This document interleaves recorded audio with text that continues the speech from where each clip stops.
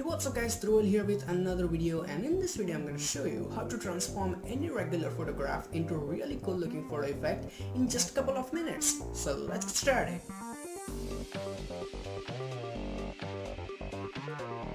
So as you guys can see, my image is already open inside Photoshop, and if you want you can go to file and open any image you like. Now this image is from deviantart.com, and if you want to use this image, the download link is in description and it's free, so feel free to use it. Now once the image is open inside Photoshop, it is a very high resolution, so go to image and go to image size and reduce the height to maybe like 2000 so that your computer doesn't take too much of a load, and then double click and unlock it. Now first of all we need to make the canvas bigger, so select your crop tool and make sure that delete crop pixel is off, and then make it bigger like that. I'm just making it wider because I thought that in the final effect the wider frame worked really nice, and I'm gonna make it even slightly bigger from here and a bit here. Hit enter. Now once you think that this looks fine, create a blank layer under your model layer. Let's rename it to model. Oops, wrong keys. Okay, model. And then in this blank layer, make sure your foreground color is white, so I'm gonna make it white, and then select your paint bucket tool from here and fill in the white color. Then select your model layer, press Ctrl T and make it really smaller like that, or maybe slightly bigger, however you like. Just make sure that the whole image is inside the frame, so that looks kind of fine to me. And if you want it in perfect center, just press Ctrl A, and here you have this option, so press the second one and then the second last one, and your image is totally in center. Now Ctrl D to remove the selection.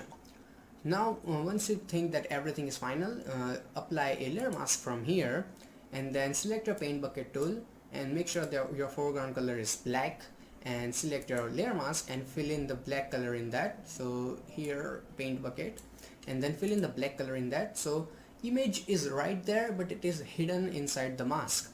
So now comes the part of brush, so select a brush tool, and I'm gonna load some brushes. Now these brushes are from brusheasy.com, I guess, and if you want to use any of this, the download link is in description and they are free, so feel free to use them. Now go and select load brushes and load your paint file that you download, the brush file.abr, and then load it, and it will show you all the brush here as you can see. So first of all I'm gonna select this one and select your layer mask and make it slightly bigger, and then click here with white color. So you can use X key to flip your color, so make sure foreground color is white while painting, and then click here like that. So it will reveal the rest of the image. Now the brush is really big, so I'm gonna use my big bracket key to make it smaller and click here. If you have CS6, you can double click on your mask and decrease the density a little so you can see the background image. So that can be really helpful. Now click on this little icon here and it will open this brush options as you can see here. And after that click on any brush you want, and I think this one looks fine, and then make it slightly bigger. Select your mask layer and then let's make it a bit smaller so that it covers the area, and then click here like that. And after that select another brush, and this part is kind of a trial and error. You have to do it like 3-4 times differently so that you can figure out which brush is kind of working perfect for the image. So original one took me like 10 or 15 minutes, so it can take you a bit longer, but don't worry about it. Just reveal the basic area of the image like this using different brushes, and make sure that you do not get lazy into the process and keep using the same brush over and over again. And once you think that the whole area is completely revealed and it looks okay enough, double click on your layer and make the density 100% so you can see the basic image. And after that select black color and start erasing the unnecessary parts. Oops, the brush. So after that start erasing the unnecessary areas like this. Keep changing your brush now and then, and I'm gonna make it a bit like that, and then you can do it all the time, and it takes a bit of a practice. And once you are quite familiar with the brushes, it isn't gonna take a very long time. So that looks kind of fine to me, and a bit of strokes here and there.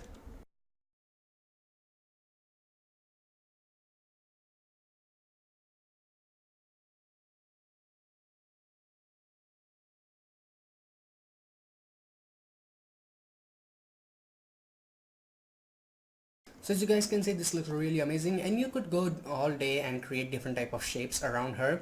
And once you decide that the final output is good enough, create another adjustment layer and select solid.